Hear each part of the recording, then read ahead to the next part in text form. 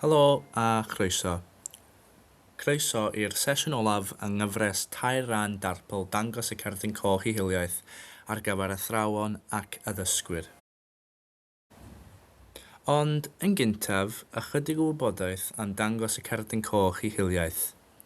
Dangos y Cerdyn Coch i Hiliaeth yw elusen addysg gwrth-hiliaeth fwyaf y Deyrnas Unedig. Rydyn ni'n defnyddio sêr o fyd chwaraeon ac unigolion eraill sy'n esiamplau fel ffordd o ymgysylltu â phobl a dod â phlant, pobl ifanc ac oedolion fel ei gilydd i mewn i sgyrsiau am hil a hiliaeth gyda'r nod o rymuso pobl i fod yn wrth-hiliol yn eu lleoedd eu hunain. Mae'n gwaith yn cynnwys sesiynau gwrth-hiliaeth uniongyrchol gyda phlant a phobl ifanc. Mae'r rhain yn amrywio o sesiynau addysg un tro tymor byr i waith llys cenhadon gyda disgyblion sy'n para blynyddoedd megis trwy'n raglen Leaders of Now.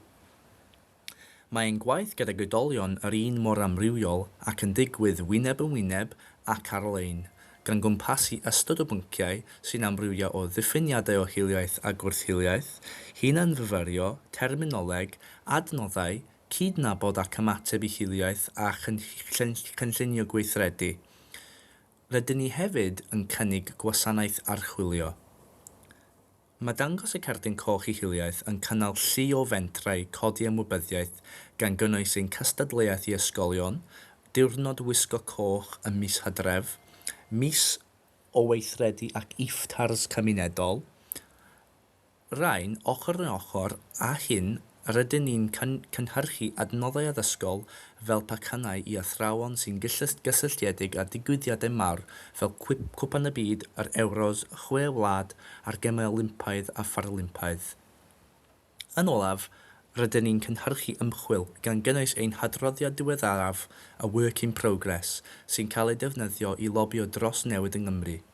I gael ragor o wybodaeth am unrhyw un o'r pethau hyn, ewch i wefan Show Racism the Red Card at theredcard.org.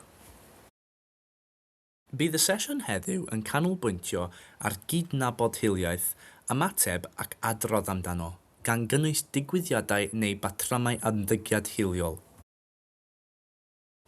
Bod llawer ohonoch chi'n gweithio trwy'r cynnwys ar pen eich hunain, rydyn ni'n ymwybodol y gall rai lleoliadau ddewis gwneud hyn fel grŵp mwyaf. Os mae dyna sy'n digwydd, ystyriwch y tail reol sylfaenol hyn. Yn gyntaf, cyfathrebu cyfrifol. Ystyriwch yr hyn rydych chi'n ei ddweud cyn i chi siarad.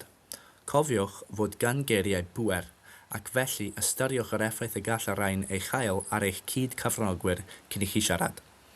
Yn ail, bod yn agored, gonestrwydd a chyfrinachedd. Dim ots os ydych chi ar pen eich hunan neu mewn grŵp, mae bod yn agored i ddysgu a gonestrwydd hyd yn oed os yw hynny dim ond gyda chi eich hun yn hanfodol i gymryd dysgu a derbyniwyd i mewn yn effeithiol. Os ydych chi mewn lleoliad grŵp, parchwch gyfrinachedd a pheidiwch ar rannu unrhyw beth y mae unrhyw un arall wedi'i ddweud oni bai eich bod wedi cael caniatâd neu oni bai ei fod yn fater diogelu. Yn olaf, dewdar. Gall bod yn ddewr fodoli ar sawl ffyrdd. Os ydych chi wedi cael profiad bywyd o hiliaeth, gall rai o'r pynciau a drafodir sbardino neu ddwy'n atgofion neu feddyliau annisgwyl. Gall dewdar yma olygu bod yn garedig i chi eich hun, cymryd seibiant ac egwyl fel bo'n briodol ac ymgymryd â gweithgareddau sy'n gwneud i chi deimlo'n ddiogel, enghraifft siarad â phobl rydych chi'n ymddiried ynddynt. I bawb arall, gall dewdar hefyd olygu dilyn y sesiwn gyda cwestiynau ar gyfer Show Racism the Red Card neu gydnabod efallai nad ydych chi wedi cael pethau'n iawn yn y gorffennol a derbyn a newid hynny trwy'r sesiynau yma. Symudwch ymlaen i'r sleid nesaf. Diolch yn fawr. Oeddwch yma i fyfyrio ar unrhyw beth sydd wedi dod i fyny i chi ers sesiwn 1 neu sesiwn 2. Gallai hyn ymwneud â rhywbeth a drafodwyd yn ystod y sesiwn, neu'r sesiynau, neu unrhyw beth rydych chi wedi weld, ei glywed neu ddarllen ers hynny. Efallai gallai'n fod ar y newyddion. Os ydych chi'n gweithio mewn grŵp, cymerwch ychydig o funudau i rannu unrhyw fyfyrdodau rydych chi'n gyfforddus yn ei trafod. Os ydych chi ar ben eich hunain, cymryd seibiant i feddwl am rain hefyd. Yna, symudwch ymlaen i'r sleid nesaf. Cyn i ni ddechrau edrych ar y ffordd i ymateb i ddigwyddiadau hiliol, mae'n bwysig deall yn gyntaf sut rydyn ni'n diffinio un. Mae'r diffiniad o digwyddiad hiliol wedi'i gymryd yn uniongyrchol o adroddiad Macpherson a gynhaliwyd yn 1998 ar ôl llofruddiaeth Stephen Lawrence. Llofruddiwyd Stephen mewn ymosodiad hiliol ym 1993, lle roedd ei ffrind Dwayne Brooks yn bresennol. Adroddodd Dwayne wrth heddlu'r Met fod yr ymosodiad wedi cael ei gymell yn hiliol, ond cafodd hyn ei ddiystyru gan nad fe oedd targed yr ymosodiad a chafodd yr hiliaeth ei anwybyddu. O adroddiad Macpherson, y diffiniad gwaith o digwyddiad hiliol yw unrhyw digwyddiad sy'n cael ei ystyried yn hiliol gan y ddioddefwr neu'r targed neu unrhyw berson arall. Mae hyn yn golygu y gall unrhyw un, nid dim ond y person sydd wedi effeithio'n uniongyrchol, adrodd am y digwyddiad. Os yw'n swnio fel hiliaeth, yn teimlo fel hiliaeth, gellir y dylid ei adrodd fel hiliaeth. Nid cyfrifoldeb y targed yn unig yw adrodd am hiliaeth. Mae bod yn wrth-hiliol ac yn gynghreiriaid yn golygu bod gan bob un ohonom y dyletswydd i adrodd a herio hiliaeth pan fyddwn yn ei weld. Am y tasg nesaf, byddwn yn edrych ar sefyllfa. Os ydych chi'n gweithio mewn grŵp, trafodwch y cwestiynau gyda'ch gilydd neu mewn parau. Os ydych chi'n gwblhau'r sesiwn hon ar pen eich hunain, oeddwch chi ystyried y cwestiynau a yfynwyd. Mae plentyn blwyddyn 4 a chroen du yn mynd at ei athro ac mae'n amlwg yn ofidus. Mae'n dweud bod cyd-ddisgybl a chroen gwyn wedi pwyntio at lun o fwnci mewn llyfr a dweud, edrych, ti yw hwnnw. Mae'r athro yn dweud bod y plentyn arall yn bod yn wirion ac y dylai ei anwybyddu. Mae'r plentyn yn mynd gartref ac yn dweud wrth ei rieni beth digwyddodd. Mae'r rieni'n cwyno wrth yr ysgol nad yw'r digwyddiad hiliol wedi cael ei drin yn effeithiol. Cwestiwn 1. Pam oedd yr athro yn amharod i nodi hyn fel digwyddiad hiliol? Cwestiwn 2. Sut allech chi ymateb yn effeithiol? Cymerwch ychydig o funudau i drafod ac ateb y cwestiynau hyn.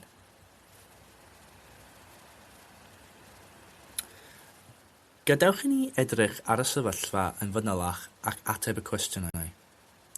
Mae plentyn blwyddyn 4 yn amlwg yn ofidus. Dyma'r dangosydd cyntaf bod hwn yn digwyddiad difrifol i'r plentyn a'i fod yn teimlo'n ddiogel i roi gwybod i'w athro.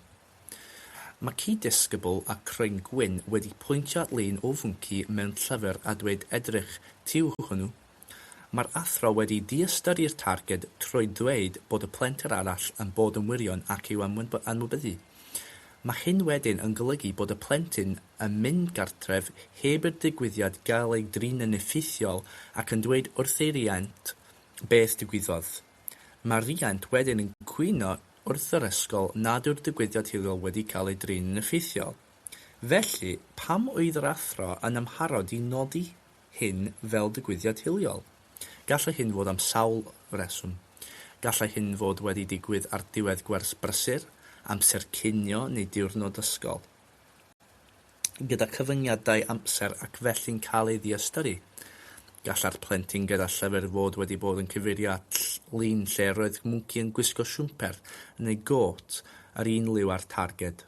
Neu gallen nhw fod wedi bod yn cyfeirio at emoji o fwnci a bod yr athro ddim yn meddwl ei fod yn digwyddiad hiliol.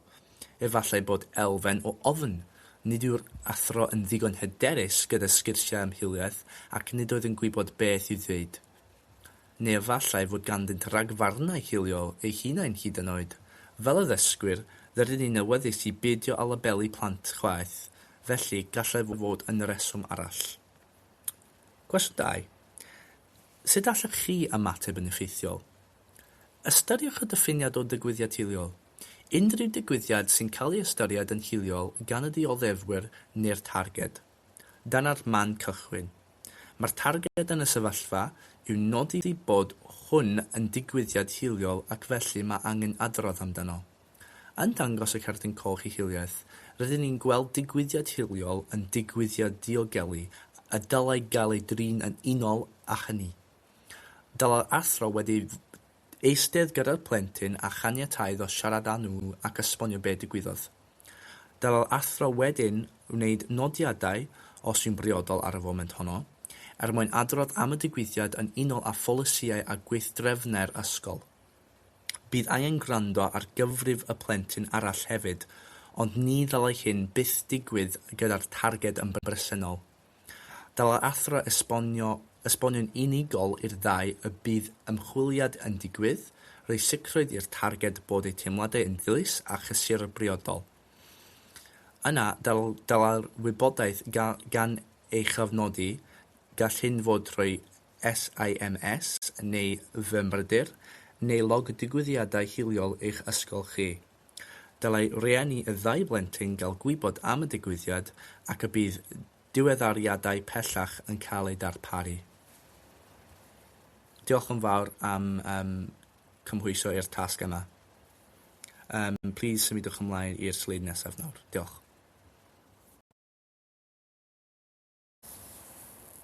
Beth am ymateb i ddigwyddiad hiliol?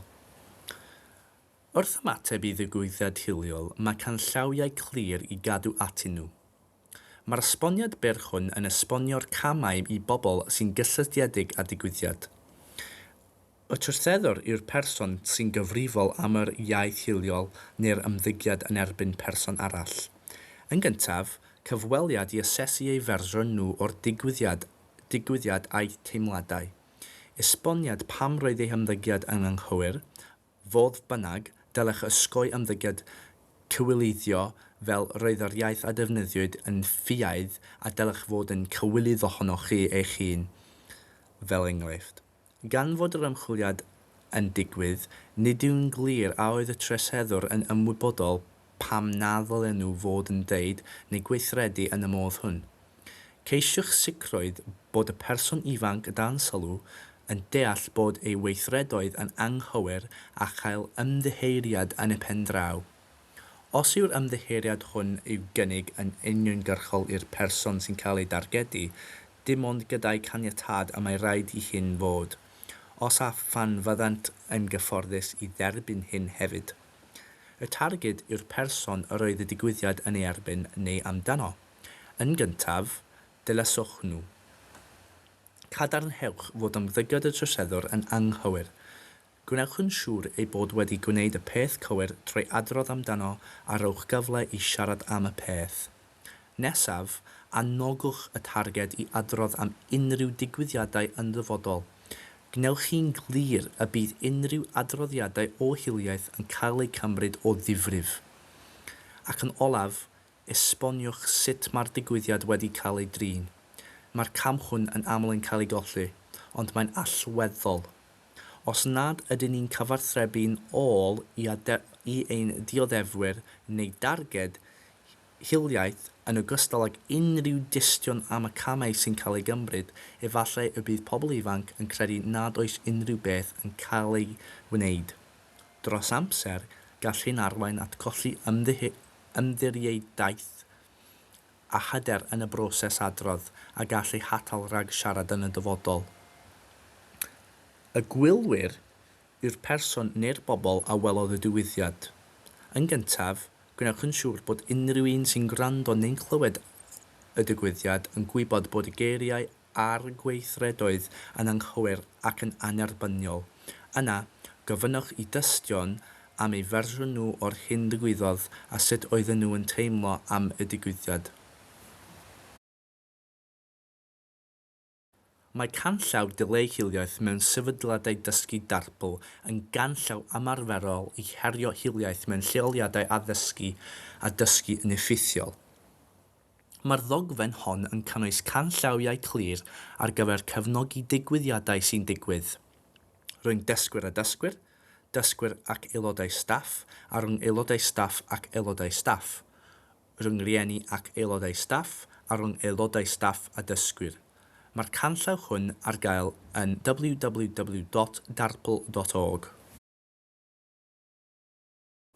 Nawr, gadewch i ni drafod sut i ymdrin yn effeithiol a digwyddiad hiliol rhwng dysgwr a dysgwr. Yn ymwybodol am y tro cyntaf, pan fydd yr ysgol yn cael ei hysbysu am digwyddiad hiliol, dylai uwch aelod o staff fod yn rhan o'r broses gan fod ganddyn nhw bwerau gwneud penderfyniadau, a bydden nhw'n dechrau'r ymchwiliad. Mae'n bwysig deall y canlynol. Ar ôl digwyddiad, ni ddyla'r targed neu targedau fod o gwmpas y troseddwr neu troseddwyr, ac os oes angen dylai trefniadau gael ei gwneud i sicrhau bod y targed neu targedau yn gallu dychwelyd gartref yn ddiogel.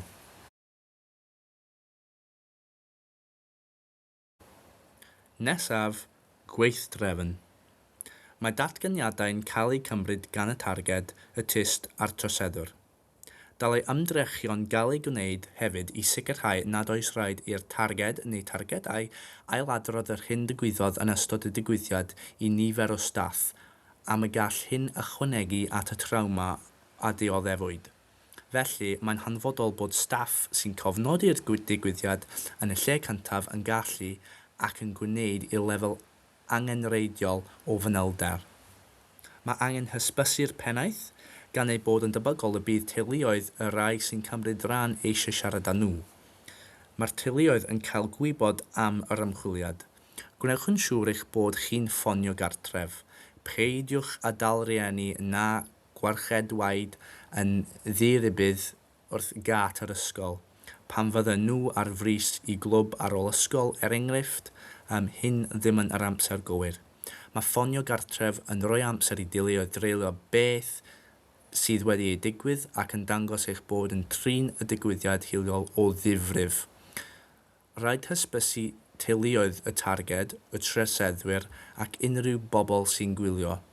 Ni ddylai effaith digwyddiad hiliol fyth gael ei amcangyfrif yn rhy isel a gallai hyn fod yn drawma ychwanegol y mae teuluoedd yn ei brofi. Rowch gyfnod o amser i bob teulu ar gyfer diwedd yr ymchwiliad.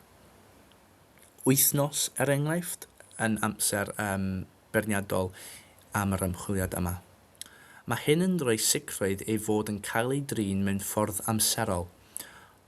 Os erbyn diwedd y cyfnod o amser penodol mae'r ymchwiliad yn dal i fynd ragddo, cysylltwch â'r holl deuluoedd i roi cyfnod o amser newydd iddyn nhw a roi'r wybodaeth diweddaraf i bawb sy'n gysylltiedig.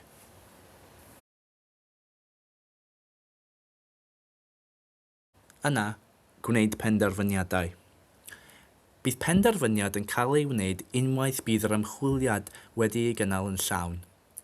Mae'r cofnod digwyddiadau hiliol wedi cael ei defnyddio a'i diweddaru ac mae'r targed yn cael cefnogaeth barhaus yn y lleoliad. Goblygiadau. Nawr bod penderfyniad wedi cael ei wneud, mae cosb neu gefnogaeth briodol yn cael ei roi ar waith.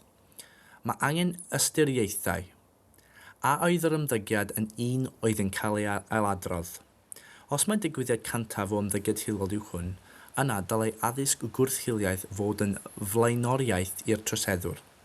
A oedd diffyg dealltwriaeth? A oedd y troseddwr yn deall pam fod yr ymddygiad yn yr iaith yn hiliol? Unwaith eto, os na, mae addysg gwrth-hiliaeth yn flaenoriaeth. Beth yw oedran y disgybl ac a oes angen dysgu ychwanegol? Os yw'r disgybl yn ifanc neu os oes anghenion dysgu ychwanegol, efallai y byddai mwy o ffocws ar dasg empathi yn cael ei roi ar waith. Fodd bynnag, dylai'r ymddygiad gael ei gofnodi fel un hiliol o hyd.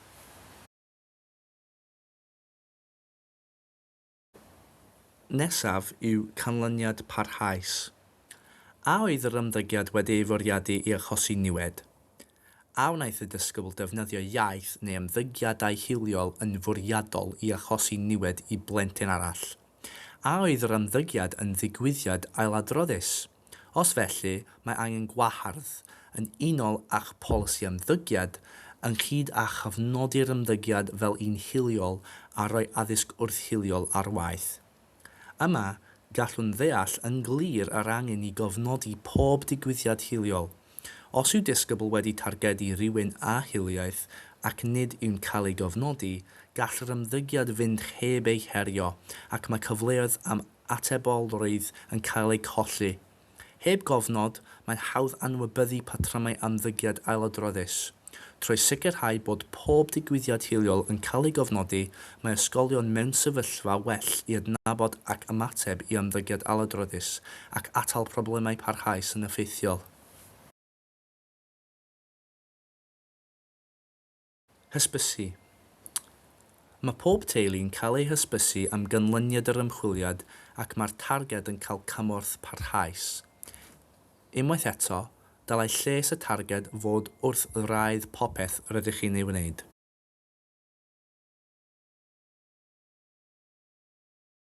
Atgweirio.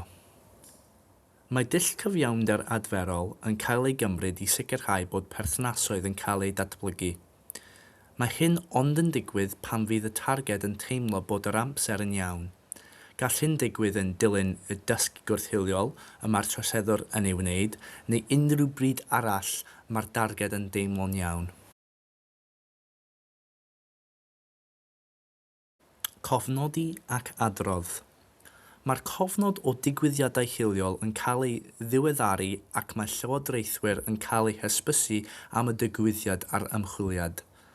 Rydym yn argymell cael hyrwyddwr tegwch ac amrywiaeth donededig ar eich bwrdd llywodraethwyr.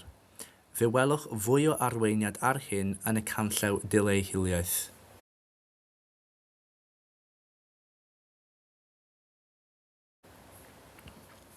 Cyfleoedd dysgu.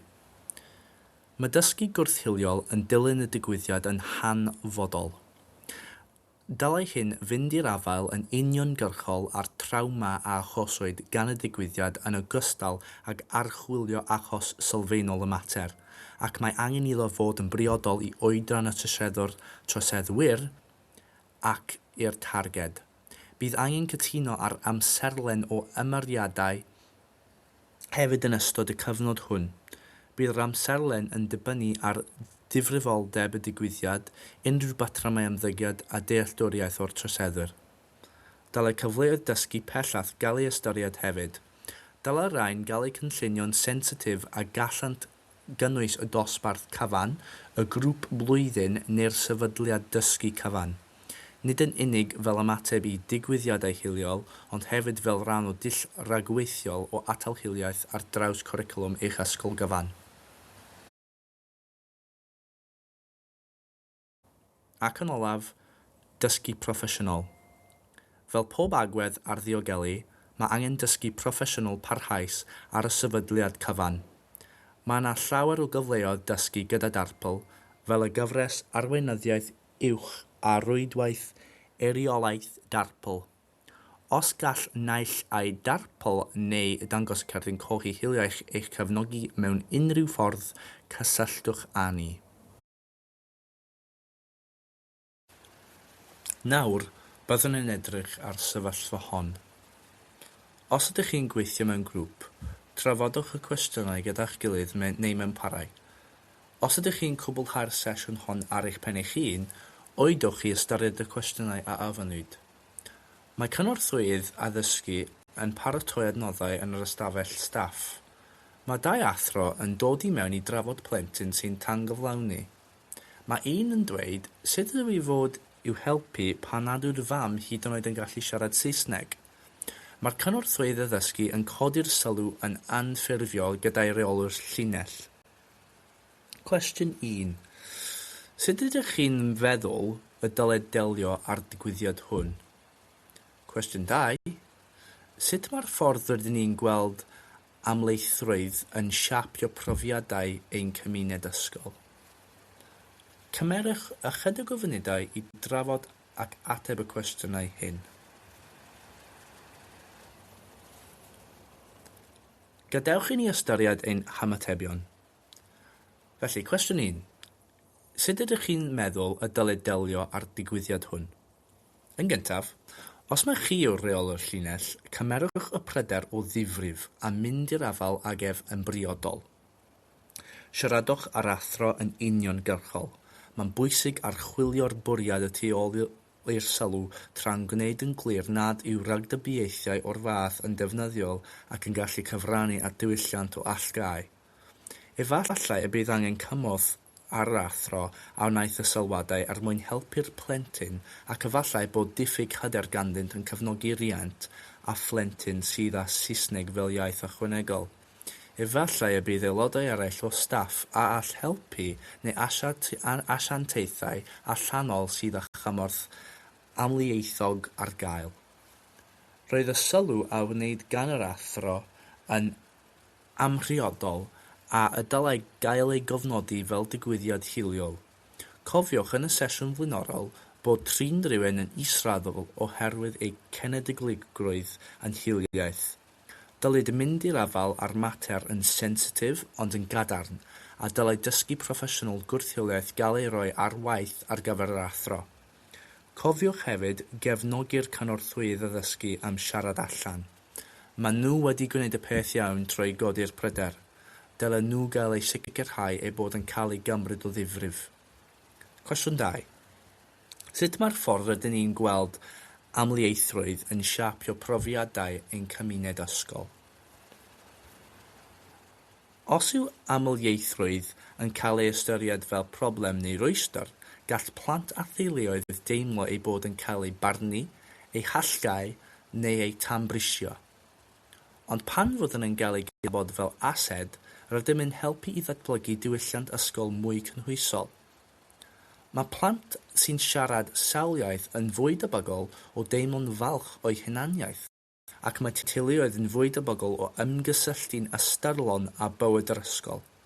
Felly, sut mae eich ysgol chi yn dathlu hunaniaeth disgyblion, ein ieithoedd, ein cenedlaetholrwydd a'i diwylliannau? Rhaid i feddwl am hyn yn agosau yn fwy i weld sut mae rhain yn cael ei ystyried mewn ysgol eich hun.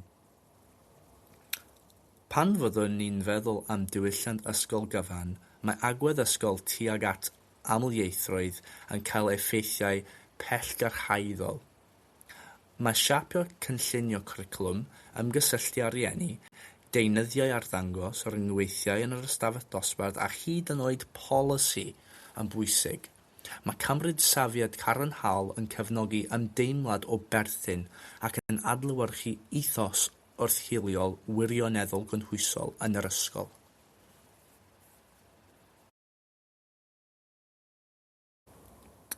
Nesaf, byddwn ni'n edrych ar delio â digwyddiadau hiliol am aelod staff i aelod staff neu ddysgwyr. Mae gan ganllaw DARPL dileu hiliaeth mewn sefydliadau dysgu ganllaw camwrth gam ar hyn. Mae'n dilyn y canllawiau ar gyfer digwyddiad rhwng dysgwyr a dysgwyr gyda rai gwahaniaethau. Byddwn yn mynd trwy rain yn fras nawr. Fel o'r blaen, pan fydd yr ysgol yn cael ei hysbysu am digwyddiad hiliol, mae uwch aelod o staff yn dechrau'r ymchwiliad. Gweithdrefn. Mae datganiadau'n cael eu cymryd gan y targed, y tist a'r troseddwr.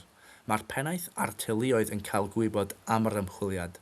Cofiwch y dylai ymdrechion gael ei gwneud i sicrhau nad oes rhaid i'r targed neu'r targedau ailadrodd yr hyn digwyddodd yn ystod y digwyddiad i nifer fawr o staff, a mae gall hyn ychwanegu at y trawma a dioddefwyd. Dylai atgyfeiriad gael ei wneud at swyddog dynodedig yr awdurdod lleol. Gwneud penderfyniad ar ôl i'r ymchwiliad gael ei gynnal, ac ar ôl cyfeirio at y cofnod digwyddiadau hiliol. Bydd y targed yn cael cefnogaeth barhaus. Yna, byddwn yn symud ymlaen i ganlyniad, lle mae cosbau a chefnogaeth briodol yn cael ei roi ar waith gan ystyried a oedd yr ymddygiad wedi ei ailadrodd ac a oedd diffyg dealltwriaeth. Os felly, dylid ganolbwyntio mwy ar sgwrs adferol. Dylai'r digwyddiad gael ei gofnodi fel un hiliol o hyd a dylai cyfarfod ffurfiol gael ei gynnal a llythyr reoli gael ei ysgrifennu i gofnodi'r digwyddiad. Mae ystyriaethau eraill yn cynnwys a oedd yr ymddygiad yn fwriadol i achosi niwed, a oedd yr ymddygiad yn digwyddiad ailadroddus, ac os felly mae gweithdrefnau disgyblu oedolion neu weithdrefnau ymddygiad staff yr ysgol yn cael ei dilyn, ynghyd â chafnodi'r rhyngweithio neu'r ymddygiad fel dysgu hiliol a gwrth-hiliol. Nesaf yw hysbysu. Hysbysir pob parti am gynlyniad yr ymchwiliad a'r camau nesaf. Bydd y targed yn cael cefnogaeth barhaus. Atgweirio. Defnyddir dull cyfiawnder adferol i sicrhau datblygu perthnaswydd. Bydd hyn yn digwydd os a phan fydd y targed yn teimlo bod yr amser yn iawn. Cofnodi ac adrodd. Mae'r cofnod digwyddiadau hiliol yn cael ei ddiweddaru ac mae llywodraethwyr yn cael ei hysbysu. Cyfleoedd dysgu. Mae angen ystyried hyn yn sensitif mewn cyd-destun ar gyfer unigolion. Dosbarth cyfan a grwpiau blwyddyn gyfan mewn ymateb i digwyddiadau hiliol a hefyd wrth atal ar draws eich cwricwlwm holistaidd. Ac yn olaf, dysgu proffesiynol. Fel pob agwedd ar ddiogelu, mae angen dysgu proffesiynol parhaus ar y sefydliad cyfan. Os gall naillai DARPL neu Dangos y Cerdyn Coch i hiliaeth eu cefnogi mewn unrhyw ffordd, cysylltwch â ni yn bris. Diolch yn fawr. Plis symudwch ymlaen i'r slide nesaf. Wrth ystyried digwyddiad hiliol, mae'n bwysig ystyried y sgil effaith. Mae hyn yn gweithio'r ddwy ffordd. Dychmygwch yr unigolyn yn y canol fel targed y digwyddiad. Os nad yw'n cael ei drin yn effeithiol, gellir rannu'r profiad hwnnw gyda theulu a ffrindiau a allai yn ei tro drosglwyddo hynny nes bod y gymuned ehangach yn credu bod y ddarpariaeth yn aneffeithiol yn erbyn hiliaeth. Gall hyn ddylanwadu ar benderfyniadau, nid yw'n anghyffredin i aelodau o'r mwyafrif byd-eang ddewis ysgolion yn seiliedig ar straeon gan eraill. Er enghraifft, peidio ag anfon eu plant i ysgol benodol oherwydd bod digwyddiadau hiliol nad oeddynt yn cael ei drin. Nawr, ystyriwch hyn i'r gwrthwyneb. Os yw'r gymuned gyrfan yn credu nad yw'r darpariaeth yn sefyll i fyny i hiliaeth, gall unigolion fabwysiadu'r agwedd hon o'r cadref, gan ei gwneud yn llai debygol o adrodd ac atgyfnerthu syniad hwn.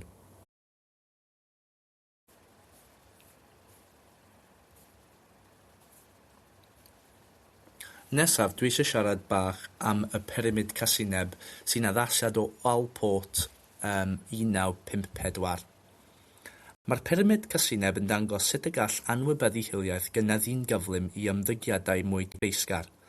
Ar waelod y pyramid mae ragfarn. Meddyliau negyddol am grŵp yn seiliedig ar hyn rydyn ni'n weld a'i glywed o'n cwmpas ni.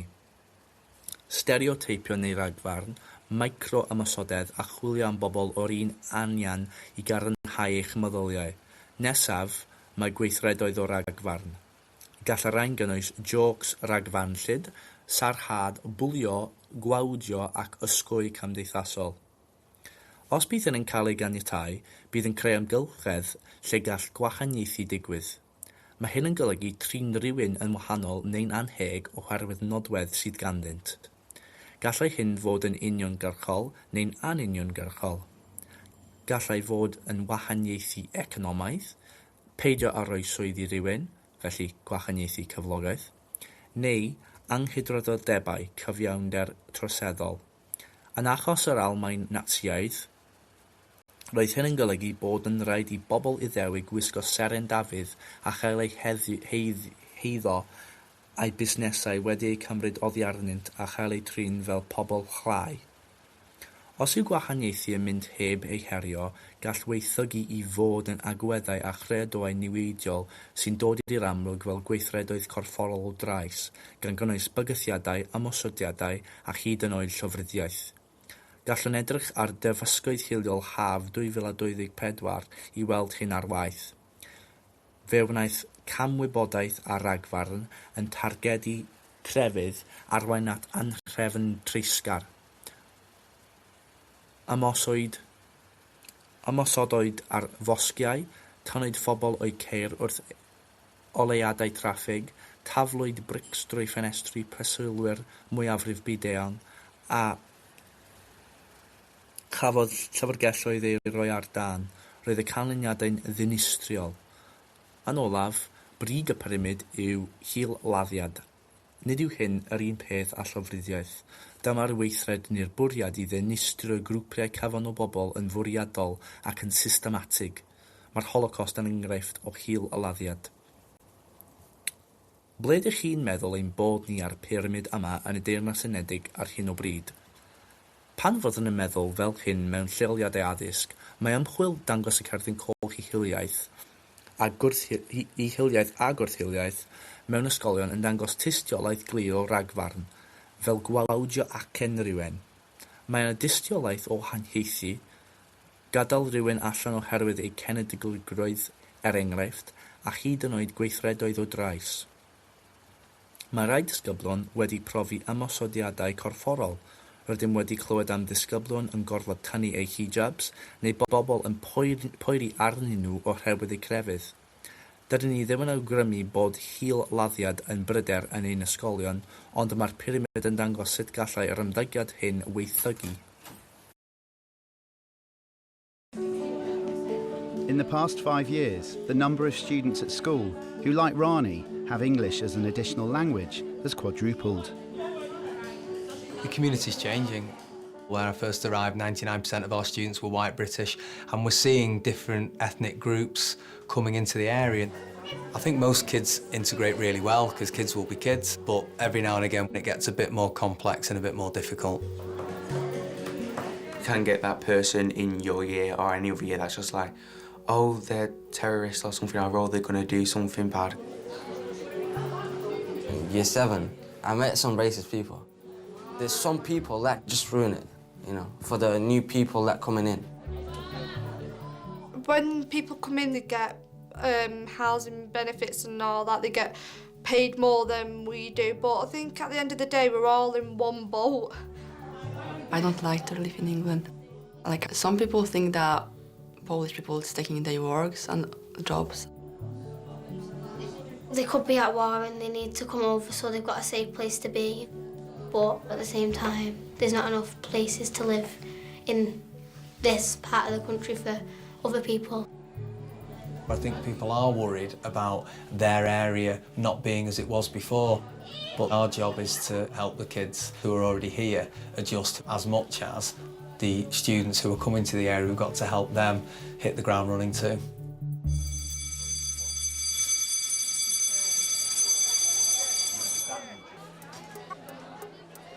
Murad is in the dining hall with his friend Giran.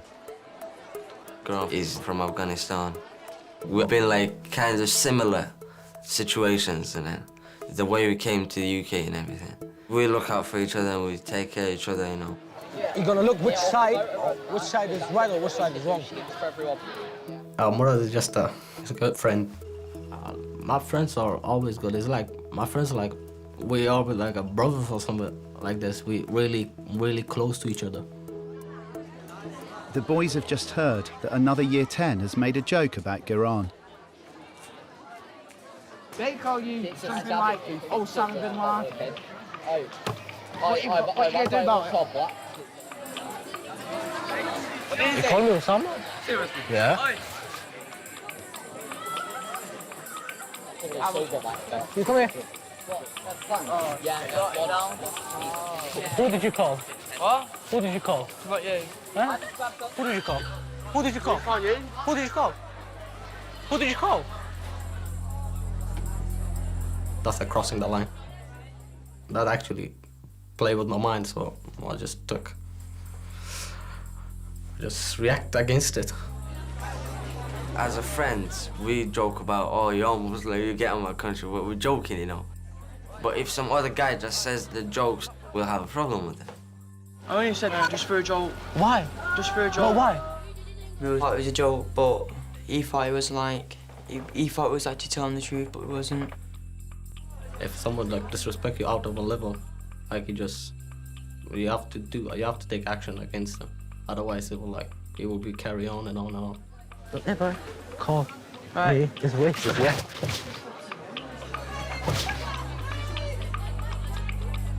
Don't ever call a Muslim person, yeah? This, do you understand it or not? Yeah. You're gonna do it? No. Yes, sir.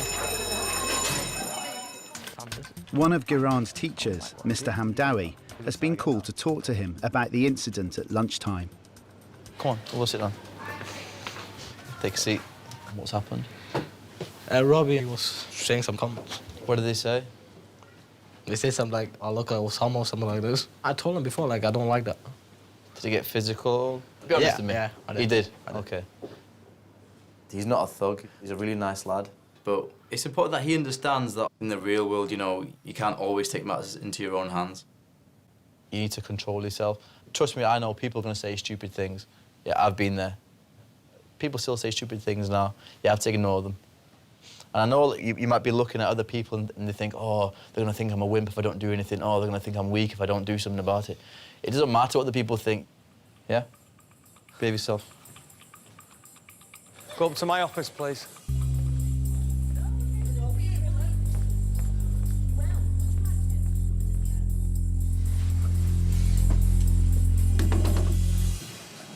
Sit up. Do you think that's acceptable? No, sir. Because I don't think it's acceptable. How do you think that makes somebody feel when they're likened to a world terrorist just because of the colour of their skin or their origin or anything else? I don't see you as a bully. I see you as a silly boy who makes some bad decisions. Just felt proper sad and annoyed. What have you learned? Just don't say it again. So I want in one word that tells me now how you're feeling about this situation. Disappointed. I think Robbie's trying to have a laugh and a joke. Grihan has reacted in an aggressive manner because he was annoyed by it. He found it offensive, and rightly so too. Our job is to bring them together to say, actually, all those actions are unacceptable and we need to be able to handle it better in the future. So what needs to happen here, boys? Sorry, sorry. I want to be clear, it's not OK, and I want you at my office first thing tomorrow morning. Thank you. See you tomorrow. See you tomorrow.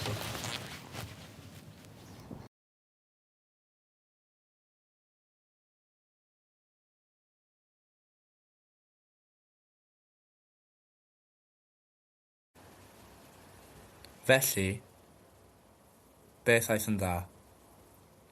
Cafodd y digwyddiad ei gymryd o ddifrif a'i drin ar unwaith. Cafodd Gyran ei dynnu o'r sefyllfa ac mae Mr Hamdawi yn ei sicrhau nad oedd yr hyn gafodd ei ddeud yn dderbyniol. Eglurwyd nad oedd sylw Robbie nac ymateb corfforol Gyran yn dderbyniol a siaradwyd ar ddau am ei gweithredoedd. Beth gellir ei wella?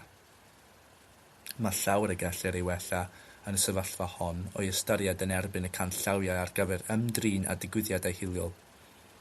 Yr hir nad yw'n glir yn y fideo hwn yw pam mae Mr Hamdawi oedd yr athro gafodd ei alw i ddelio â'r sefyllfa.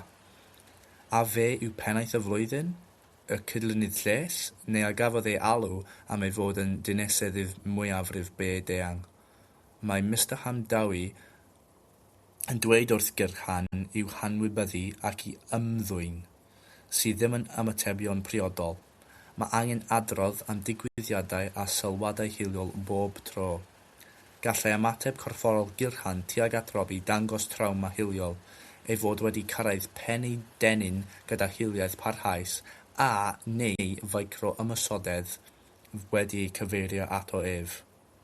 Mae Mr Povey yn dweud wrth Robbie ei fod yn ei weld fel bachgen gwirion ac nid yw roi unrhyw gyd-destun nac esboniad pam fod ei eiriau'n niweidiol. O ganlyniad, mae Robbie yn dysgu peidio ag ailodrodd y geiliau, nid oes unrhyw addysg ynglŷn â pam fod yr iaith yn amriodol.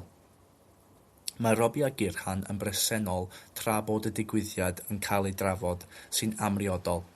Mae'r broses cyfiawnder adferol yn cael ei rithro, heb unrhyw amser i fyfyrio nac ar gyfer addysg gwrth-hiliaeth, ac mae disgwyl i Gyran ysgwyd llaw gyda Robbie ar unwaith.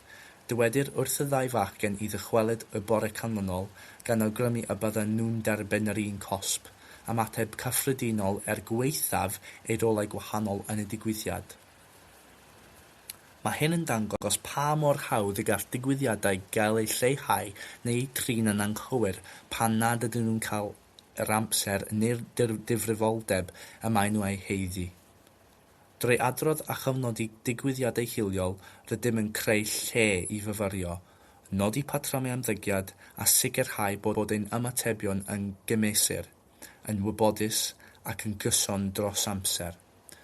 Mae cyfnodi digwyddiadau hiliol yn hanfodol. I ddechrau, mae'n dangos nad yw hiliaeth yn dderbyniol sydd yn ei dro yn ennill ymddiriediaeth a hyder pobl ifanc a rieni. Heb adrodd am digwyddiadau, bydd bwlio hiliol yn parhau heb ei herio. Enghraifft, rydym wedi cael gwybod am digwyddiad o'r blaen lle roedd disgybl yn defnyddio'r gair en. Roedd yr athro yn meddwl ei fod allan o gymeriad ac felly gallai fod wedi tybio bod y disgybl newydd glywed y gair yn rywle. Wedi'i gywiro ond dewis peidio o chyfnodi'r digwyddiad. Pe bai wedi gwneud hynny, ni fyddai wedi gweld ar y cofnod digwyddiadau hiliol mae hwn oedd y trydydd digwyddiad o hyn yn y 2 flynedd diwethaf, gweithaf addysg yn cael ei roi ar waith. Roedd hyn yn dangos mater mwy difrifol ac ar ôl ymchwilio ymhellach, daeth i'r amlwg bod y person ifanc hwn wedi bod yn defnyddio'r gair i dargedu plentyn is i lawr yn yr ysgol.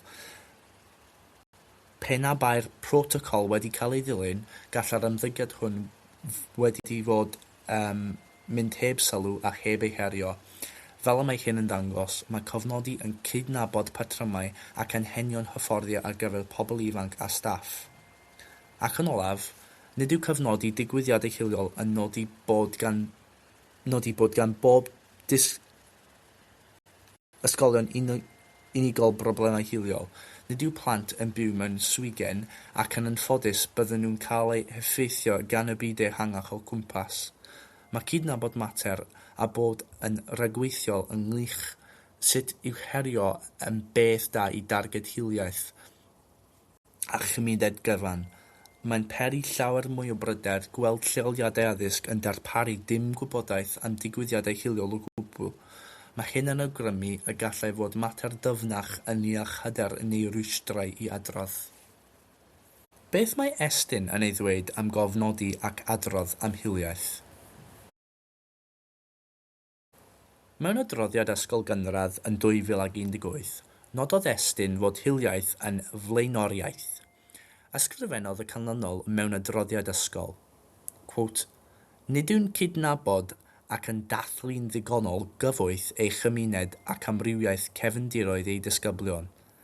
Ac, quote, yn yr ychydig achosion lle mae problemau bwlio yng nghyfnod allweddol 2, gan gynnwys y rai o natur hiliol, nid yw'r ysgol yn ymateb yn gyson gyda digon o gyflymder a chadernid.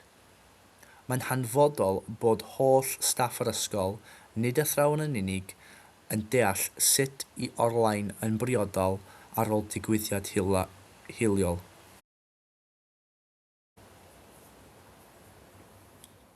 Can fu adolygiad thematig gan estyn ar les yn 2019. Dywedodd, quote, mae canllawiau Llywodraeth Cymru yn cynghori ysgolion i gadw cofnodion cywir o fwlio ac argymhelloedd estyn yn ei adroddiad gweithredu ar fwlio, y dylai ysgolion gofnodi a monitro achosion o fwlio mewn perthynas ar nodweddion gwarchodedig a defnyddio'r wybodaeth hon i adolygu amcanion cydraddoldeb strategol. Fodd bynnag, dim ond lleiafrif o ysgolion sy'n cadw cofnodion defnyddiol am fwlio, gydag ysgolion yn aml yn cofnodi'r hyn maen nhw'n ei ystyried yn ddifrifol. Trwy beidio â chofnodi'n ofalus, unrhyw honiad o fwlio gan disgyblion neu'r hyn y gellir ei ystyried yn fan digwyddiad, mae ysgolion mewn perygl o fethu a chreu darlun dros amser am rai disgyblion y gall ei lles bod yn bryder sylweddol ond yn anhysbys i'r ysgol. Mae hefyd yn golygu nad yw ysgolion yn gallu gwerthuso eu gwaith yn effeithiol mewn perthynas ar nodweddion gwarchodedig. Os nad ydyn ni'n cofnodi ac yn adrodd am bob digwyddiad o hiliaeth, rydym mewn perygl o fethu a diogelu'r plant yn ein gofal. Mae'n bwysig hefyd cofio bod digwyddiadau hiliol yn aml yn digwydd mewn mannau anffurfiol yn ystod pontio neu yn y maes chwarae. Dyna pam mae gan bob aelod o staff rôl i'w chwarae yn cydnabod ac ymateb i hiliaeth. Unwaith eto, tynwyd sylw at y mater hwn yn adolygiad thematig 2012. Y tro hwn mewn perthynas â dyletswyddau prefent ysgolion. Un o'r prif argymhellion oedd y dylai ysgolion, quote, gofnodi ac adrodd am bob achos o iaith hiliol a bwlio hiliol yn briodol, a chynnig cefnogaeth a herio addas i ddioddefwyr a troseddwyr. Mae'n hanfodol adrodd am bob digwyddiad, fel y gellir cymryd camau ystyrlon. Mae angen i staff hefyd deimlo'n hyderus wrth gydnabod a herio iaith hiliol pan fydd yn digwydd. Nesaf, dwi eisiau siarad bach am herio effeithiol ac yr pecyn sydd yn cydweithio gyda hyn. Yma yn Dangos y Cerdyn Coch i hiliaeth, mae gennym becyn cymorth rydyn ni'n ei rannu gyda pobl ifanc ac oedolion mwyn herio hiliaeth. Arall erio, gall hyn olygu modelu'r demonoleg gywir mewn sgwrs, fel treftadaeth gymysg enghraifft. Cwestiwn. Nid yw hiliaeth wedi'i datblygu ar resymeg, a chwestiynu yw'r ffordd gyflymaf o'i ddileu. Enghraifft, beth ydych chi'n ei olygu wrth hynny? Wyt ti'n gallu esbonio'r joc yna i fi? Dydw i ddim yn deall. Hyn yw'r ffordd gyflymaf o ddatod y joc hiliol, a gall wneud i bobl feddwl ddwywaith cyn ei aladrodd. Hysbysu. Dwedwch wrth bobl effeithiau rydych chi'n ei gwybod am derminoleg mewn fideo a chrefydd. Mae 96% o'r holl fewnfudo i'r Deyrnas Unedig trwy sianeli cyfreithiol. Nid yw gwreiddiau'r gair N yn dod o gerddoriaeth, ond mewn gwirionedd o gyfnod lle oedd pobl yn cael eu dwyn a'i trin yn ffiaidd. Herio uniongyrchol. Dyma herio'n uniongyrchol pan fyddwch chi'n gweld neu'n clywed hiliaeth. Dweud wrth y troseddwr eich bod wedi clywed neu'n gweld beth digwyddodd a'i fod yn anerbyniol. Enghraifft arall yw dweud, plis peidiwch dweud hynny, nid yw'n dderbyniol. Ar-lein. Hyn yn digwydd mewn siarad wyneb yn wyneb hefyd. Dawch hyn gyda rybydd os ydych chi'n teimlo'n ddiogel. Os ydych chi mewn sefyllfa lle ydych chi'n teimlo'n ddiogel i herio hiliaeth yn uniongyrchol, peidiwch a'i herio. Mae diogelwch yn flaenoriaeth, ond gwnewch yn siŵr os byddwch chi'n gadael sefyllfa sy'n aniogel, eich bod hefyd yn mynd ar targed gyda chi. Herio an-uniongyrchol. Mae hyn yn golygu adrodd pan fyddwch chi'n gweld neu'n clywed hiliaeth. 101 neu 101 yw'r rhif nad yw'n argyfwng i adroddi'r heddlu. Mae yna lawer o siroedd gydag apiau a gefnogir gan y cyngor i adrodd am hiliaeth yn ogystal â'r offer adrodd mewn ysgolion. Tynnu nôl. Tynnu eich hun yn ôl o'r sefyllfa pan ydych chi'n teimlo'n ddiogel neu wedi ei herio'n uniongyrchol. Un enghraifft yw newid y sgwrs. Dwi'n newid y sgwrs nawr gan fy mod i'n teimlo nad ydyn ni'n gallu cytuno.